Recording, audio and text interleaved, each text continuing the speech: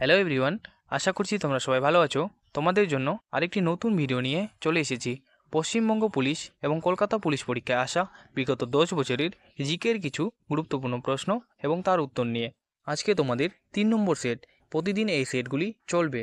তোমরা যদি পশ্চিমবঙ্গ পুলিশ এবং কলকাতা পুলিশ পরীক্ষায় জিকেতে এবার 25 নম্বরের মধ্যে 25 নম্বর পেতে চাও তো ভিডিওটিকে স্কিপ না করে অবশ্যই শেষ পর্যন্ত দেখতে থাকো।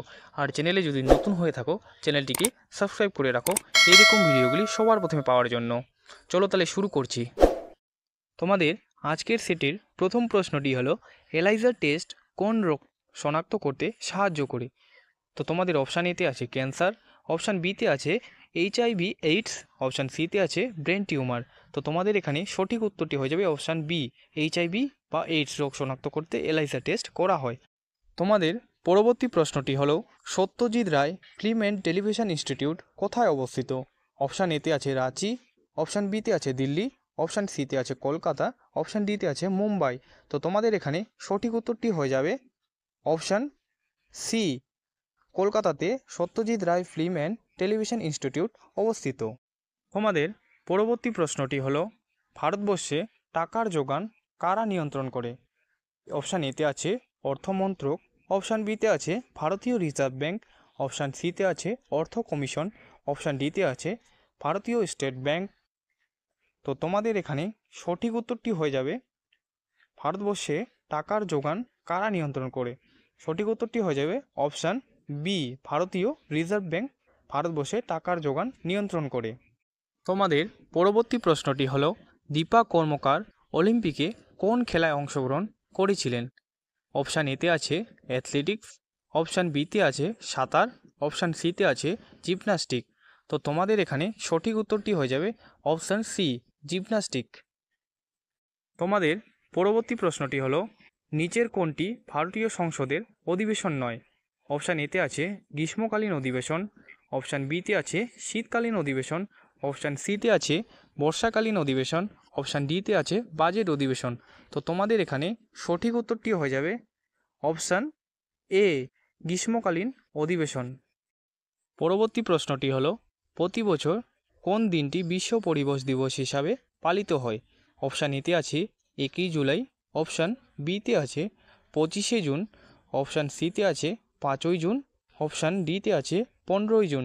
তো তোমাদের এখানে সঠিক উত্তরটি হয়ে যাবে অপশান সি, 5ই জুন বিশ্ব পরিবেশ দিবস হিসাবে পালিত হয়। তোমাদের পরবর্তী প্রশ্নটি হলো নিম্নলিখিত কোন রঙগুলিকে মৌলিক রং বলা হয়? অপশান এতে আছে নীল লাল হলুদ, অপশান বিতে আছে লাল হলুদ সবুজ, অপশান সিতে আছে হলুদ নীল সবুজ, অপশান ডিতে আছে লাল নীল সবুজ। তো তোমাদের এখানে সঠিক উত্তরটি হয়ে যাবে অপশান ডি, লাল নীল সবুজ। তোমাদের পরবর্তী প্রশ্নটি হলো স্ট্রিক শের-ই পাঞ্জাব নামে পরিচিত ছিলেন?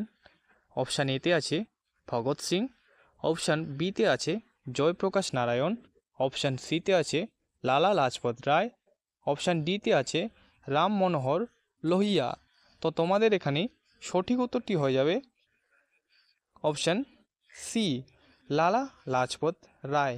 তোমাদের পরবর্তী প্রশ্নটি হলো তথ্য জানার অধিকার আইন কোন সালে পাস হয়? অপশান এতে আছে 1952, অপশান বিতে আছে 1977, অপশান সিতে আছে 2005, অপশান ডিতে আছে 2000। তো তোমাদের এখানে সঠিক উত্তরটি হয়ে যাবে অপশান সি, 2005 সালে তথ্য জানার আইনি অধিকার পাস হয়। তোমাদের পরবর্তী প্রশ্নটি হলো রবীন্দ্রনাথ ঠাকুর যে ছদ্মনামে লিখতেন সেটি হলো? অপশান এতে আছে পরশুরাম, অপশান বিতে আছে বীরবল, অপশান সিতে আছে বনফুল, অপশান ডিতে আছে ভানু সিংহ। তোমাদের সঠিক উত্তরটি হয়ে যাবে অপশান ডি, ভানু সিংহ। তোমাদের পরবর্তী প্রশ্নটি হলো পশ্চিমবঙ্গের পঞ্চায়েত ব্যবস্থায় কয়টি স্তর আছে? অপশান এতে আছে 5টি, অপশান বিতে আছে 2টি, অপশান সিতে আছে 4টি, অপশান ডিতে আছে 3টি। তো তোমাদের সঠিক উত্তরটি হয়ে যাবে অপশান ডি, 3টি স্তর রয়েছে। পরবর্তী প্রশ্নটি হলো একটি পদার্থের কঠিন অবস্থা থেকে সরাসরি গ্যাসীয় অবস্থায় রূপান্তরীয় প্রক্রিয়াটির নাম কি? তো তোমাদের অপশান এতে আছে ঊর্ধ্বপতন, অপশান বিতে আছে ঘনীভবন, অপশান সিতে আছে বাষ্পীভবন, অপশান ডিতে আছে আপেক্ষাপন। তো তোমাদের এখানে সঠিক উত্তরটি হয়ে যাবে অপশান এ ঊর্ধ্বপতন। তোমাদের পরবর্তী প্রশ্নটি হলো, একমাত্র মহিলা সাম্রাজ্ঞী যিনি দিল্লির সিংহাসনে আসীন হয়েছিলেন তার নাম। অপশান এতে আছে জাহানারা, অপশান বিতে আছে মমতাজ মহল, অপশান সিতে আছে নূরজাহান, অপশান ডিতে আছে রাজিয়া সুলতান। তো তোমাদের এখানে সঠিক উত্তরটি হয়ে যাবে অপশান ডি রাজিয়া সুলতান।